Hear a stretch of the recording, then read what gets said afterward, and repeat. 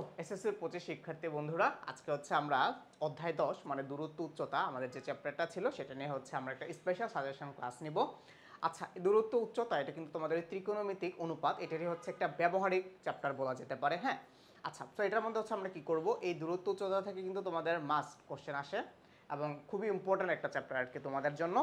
আচ্ছা, সো তোমরা হচ্ছে এখন কি করবা, যেহেতু তোমার একদম পরীক্ষা চলে আসছে, ডেফিনেটলি হচ্ছে এখন পুরো বই ধরে বারবার করার তো টাইম নেই। আমরা হচ্ছে এখন কি করবো, তাহলে ইম্পর্টেন্ট যে ম্যাথগুলো আছে, ইম্পর্টেন্ট যে টপিকগুলো আছে সেগুলো হচ্ছে বারবার প্র্যাকটিস করব, ঠিক আছে?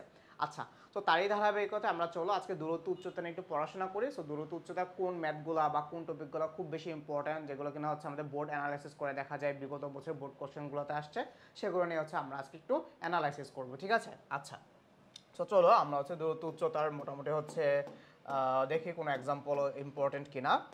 আচ্ছা,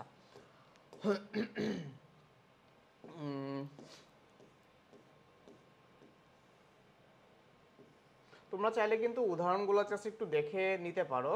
সো এই উদাহরণটা যেটা ছিল, যে ধরো উদাহরণ নম্বর কত এটা, উদাহরণ 3, তোমাদের অধ্যায় 10-এর উদাহরণ 3, এটাকে তোমরা একটু মার্ক করে রাখতে পারো, এটা মোটামুটি ইম্পর্টেন্ট। আচ্ছা, সো তারপর হচ্ছে আমরা চলো অনুশীলনের দিকে চলে যাই।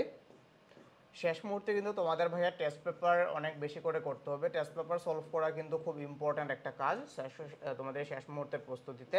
সো টেস্ট পেপার সলিউশন বা টেস্ট পেপার অ্যানালাইসিস নিয়েও কিন্তু হচ্ছে আমরা আমাদের সাজেশন ক্লাস নিয়ে আসতেছি। সো এগুলো কিন্তু তোমরা পেয়ে যাবা। কোথায় পেয়ে যাবা ভাইয়া বলো তো? আমাদের I school by I education যে পেজটা আছে সেখানে তোমরা ফলো দিয়ে রাখতে পারো। তোমরা হচ্ছে ওই পেজের মধ্যে কিন্তু আমাদের সব সাজেশনসগুলো পেয়ে যাচ্ছ। আচ্ছা, সো চলো আমরা হচ্ছে আমাদের মোটামুটি হচ্ছে এক্সারসাইজে চলে আসছে। এক্সারসাইজ থেকে হচ্ছে তুমি এখান থেকে ইম্পর্টেন্ট যে ম্যাথগুলো আছে সেগুলোকে ভাই একটু তোমাদের জন্য মার্ক করে দিচ্ছে। আচ্ছা, সো সবচেয়ে ইম্পর্টেন্ট যে ম্যাথটা সেটা হচ্ছে মোটামুটি 16 নম্বরের যে ম্যাথটা আছে, এটাকে তোমরা একটু মার্ক করে রাখো, যে একটি নদীর তীরে কোনো এক স্থানে দাঁড়িয়ে একজন লোক দেখলো যে ঠিক সোজাসুজি অপর তীরে অবস্থিত একটি টাওয়ারের উন্নতি কোণ হচ্ছে 60 ডিগ্রি, ঠিক আছে?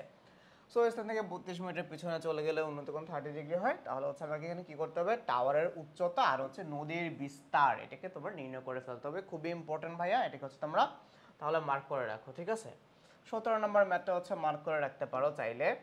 আচ্ছা, সো তারপর হচ্ছে তোমরা 18 নম্বর যে ম্যাথটা ছিল, 18 নাম্বার আর 17 নাম্বার কিছুটা সেম জিনিসই। সো যেহেতু তোমরা 17 করতেছো আর 18 তোমাদের না করলেও হবে, 19 নাম্বার ম্যাথে চলে আসো। 19 নাম্বার ম্যাথটা একটা ক্রিয়েটিভের মতো একটা ম্যাথ, খুবই ইম্পর্টেন্ট। 19 নাম্বার ম্যাথটাকে হচ্ছে তোমরা মার্ক করে রাখো, ঠিক আছে?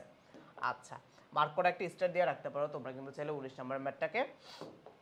আচ্ছা, তারপর চলে আসা হচ্ছে আমাদের 20 নাম্বার ম্যাথ যে একটা ছিল 20, এটার মধ্যে হচ্ছে তোমার এখানেও একটা ক্রিয়েটিভের মতো একটা ম্যাথ। সো এটাকে হচ্ছে তোমরা একটু মার্ক করে রাখো। সো এই হচ্ছে তোমাদের 20 নাম্বার ম্যাথ। আচ্ছা, এটাকেও মার্ক করে রাখো।